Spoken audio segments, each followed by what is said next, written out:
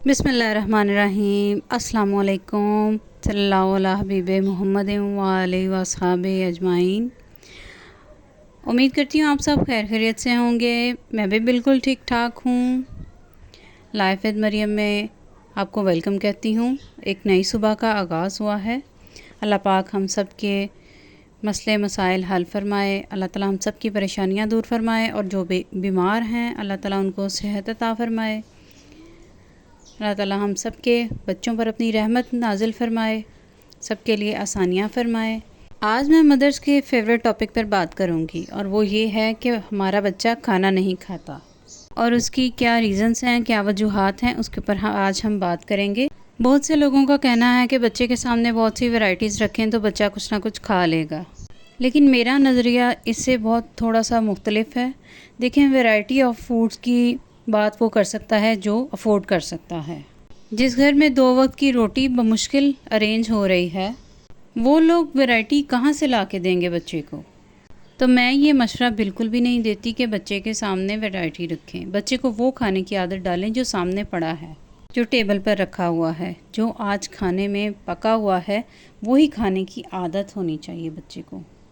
बच्चे को ये कहने की आदत नहीं डालें कि ये मैं नहीं खाता, ये मुझे पसंद नहीं है। एक एज लिमिट है, 5 साल की एज तक बच्चा कह सकता है कि मुझे ये अच्छा नहीं लग रहा खाना, क्योंकि उस वक्त उसके टेस्ट बड्स डेवलप हो रहे होते हैं।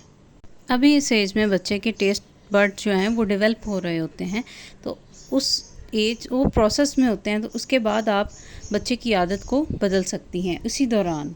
फॉर एग्ज़ाम्पल, अगर घर में चावल पके हैं तो आप उसमें हनी डाल सकती हैं, उसमें चीज़ डाल सकती हैं या कोई मीठी चीज़ ऐड कर सकती हैं। आप उसमें दूध डालकर उस बच्चे को खिला सकती हैं ताकि बच्चे को इसी की आदत हो आहिस्ता आहिस्ता। दूसरा जो सबसे इम्पॉर्टेंट पॉइंट है जो मैं आपसे शेयर करना चाहती हूँ, और ये 90% घरों में ये गलती हो रही होती है, इस पर ख़ुसूसी तवज्जो दें, वो ये है कि जो फादर हैं उनका ऑफ़िस से वापसी का जो टाइम होता है वो लेट होता है, और बच्चों का और फादर का जो टाइम है वो स्केड्यूल टाइम जो है वो मैच नहीं कर पाता। तो बच्चे के सोने का टाइम होने लगता है, जिसकी वजह से वो मील पहले खाता है और फादर जो है वो बाद में। कोशिश तो ये करें अगर पॉसिबल है तो कि प्रॉपर मील टाइम होना चाहिए कि बच्चा सबके साथ बैठ के खाना खाए, तो उसको बच्चे को खाना खाने की आदत पड़ेगी। लेकिन यूजुअली मदर्स जो हैं वो बच्चे को अकेले बिठाकर खाना खिलाती हैं। एक अकेला बच्चा खाने को कभी भी इंजॉय नहीं करेगा, एक एसेंस नहीं आएगा उसके अंदर।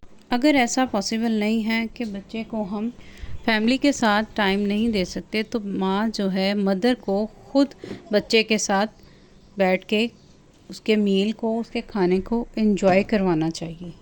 10 मिनट 15 मिनट, और उस 10-15 मिनट में आप उसको कंपनी दें।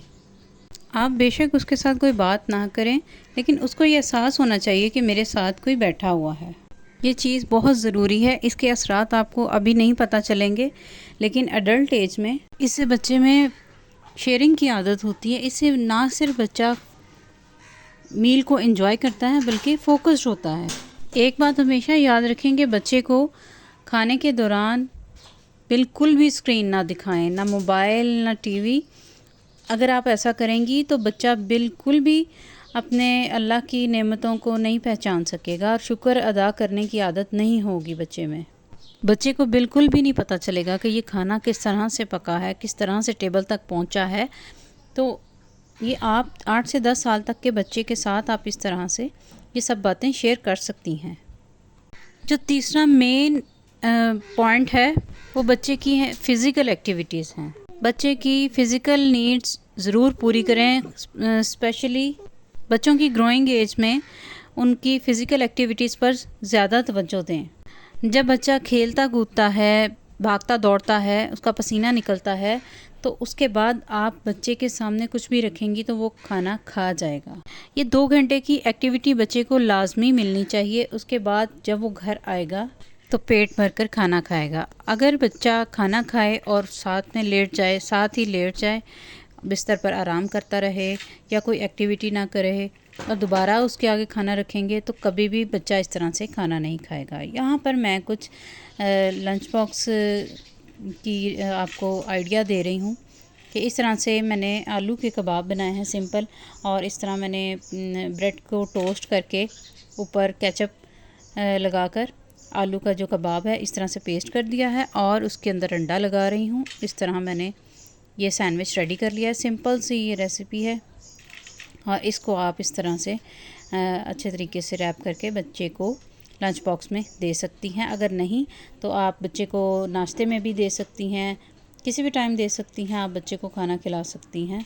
सैंडविच के साथ आप कुकम्बर रख दें, खीरे, ताकि बच्चे इंजॉय करके खा सकें, कलरफुल लंच बॉक्स हो।